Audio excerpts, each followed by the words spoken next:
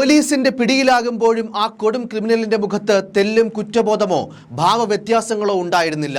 കൊല്ലാൻ പദ്ധതിയിട്ടത് 5 പേരെയാണെന്നും അതിലൊരാൾ സ്വന്തം ഭാര്യ തന്നെയെന്നും ചെന്താമര മൊഴി നൽകിയെന്നാണ് വിവരം. 2019 കൊല്ലപ്പെട്ട സജിത, സമീപ ദിവസം കൊല്ലപ്പെട്ട സുധാകരൻ, ചെന്താമരയുടെ ഭാര്യയും മകളും, ഒരു പോലീസുകാരൻ എന്നിവരെയാണ് കൊല്ലാൻ പദ്ധതിയിട്ടതെന്ന് ഇയാൾ സമ്മതിച്ചതായാണ് സൂചന. കൃത്യമായ പദ്ധതിയിലൂടെയാണ് പ്രതിയെ പിടികൂടിയതെന്ന് പോലീസ് പറയുന്നു.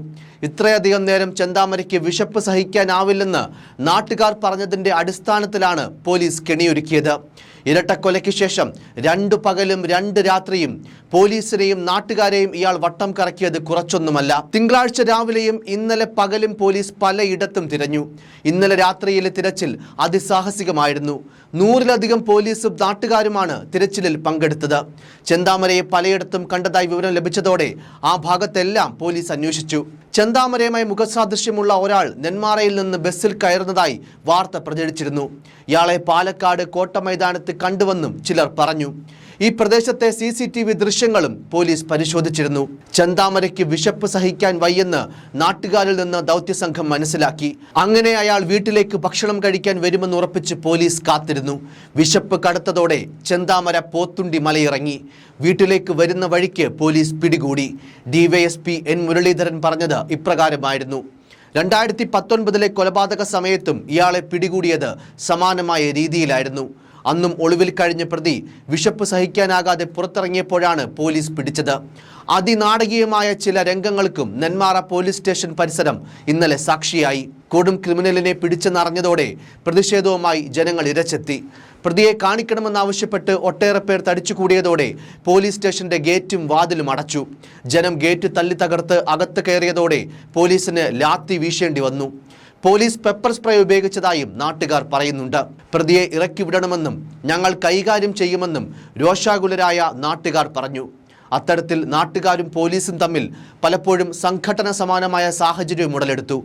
രാത്രി തന്നെ പോലീസ് ചെന്താമരയുടെ വൈദ്യപരിശോധന പൂർത്തിയാക്കിയെന്ന് DYSP N മുരളീധരൻ അറിയിച്ചു. ക്ഷീണിതനായിരുന്നെങ്കിലും മറ്റാരോഗ്യ പ്രശ്നങ്ങൾ ഉണ്ടായിരുന്നില്ലെന്ന് പോലീസ് പറഞ്ഞു. പ്രതി വിഷമോ മറ്റോ കഴിച്ചിട്ടില്ലെന്നും സ്ഥിരീകരിച്ചു. ചെന്താമര എവിടെയെന്ന് സ്ഥിരീകരിച്ചിട്ടില്ലെന്നും ചൊവ്വാഴ്ചത്തെ തിരച്ചിൽ അവസാനിപ്പിച്ചതായും പോലീസ് മാധ്യമങ്ങളെ ഉൾപ്പെടെ അറിയിച്ചിരുന്നു. പക്ഷേ പോത്തുണ്ടി മലയിൽ നിന്നുള്ള വഴികളിൽ പലയിടത്തായി പോലീസുകാരെ വിന്യസിച്ചു. പോലീസിന്റെ തിരച്ചിൽ അവസാനിച്ചെന്ന് കരുതിയാണ് ചെന്താമര വനത്തിൽ നിന്ന് പുറത്തിറങ്ങിയത്. വീട്ടിലേക്ക് നടക്കുമ്പോൾ പതിയിരുന്ന് പോലീസ് പിടികൂടുകയായിരുന്നു. ഇന്ന് വൈകുന്നേരത്തോടെ പ്രതിയെ കോടതിയിൽ ഹാജരാക്കുമെന്നും പോലീസ് അറിയിച്ചു. 2 പേരെ ക്രൂരമായി കൊലപ്പെടുത്തിയ ശേഷം ഒളിവിൽ പോയ ചെന്താമരയെ 2 രാത്രിയും 2 പകലും നീണ്ട പരിശ്രമത്തിനൊടുവിലാണ് പോലീസ് പിടിച്ചത്.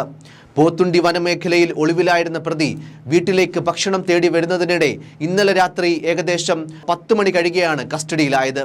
ഒട്ടും കുറ്റബോധമില്ലാത്ത ഭാവത്തിലായിരുന്നു ചെന്താമര. 5 പേരെയാണ് താൻ കൊലപ്പെടുത്താൻ ഉദ്ദേശിച്ചിരുന്നതെന്നും അതിൽ 2 പേരെ മാത്രമേ ഇപ്പോൾ വകവരുത്തിയിട്ടുള്ളൂവെന്നും ഇയാൾ പോലീസിന് മൊഴി നൽകിയതായാണ് വിവരം. ഇരട്ടക്കൊലയ്ക്ക് കാരണമായ പോലീസ് വീഴ്ചയിൽ നെന്മാറ സ്റ്റേഷൻ ഇൻസ്പെക്ടർ M മഹേന്ദ്രസിംഹനെ സസ്പെൻഡ് ചെയ്തു.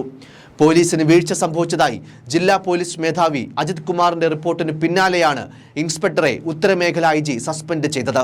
എന്തായാലും പോലീസിനൊപ്പം നാട്ടുകാരൊന്നാകെ ഒരു പ്രതിക്കായി രാവും പകലും വ്യത്യാസമില്ലാതെ നടത്തിയ തിരച്ചിൽ ഒടുവിൽ ഇത്തരത്തിൽ പ്രതി പിടിയിലാകുന്നതുമെല്ലാം ഒരുപക്ഷെ കേരള ചരിത്രത്തിൽ ഇന്നോളം കേട്ടുകേൾവിയില്ലാത്ത സംഭവങ്ങളായി മാറി. News desk, focus news TV.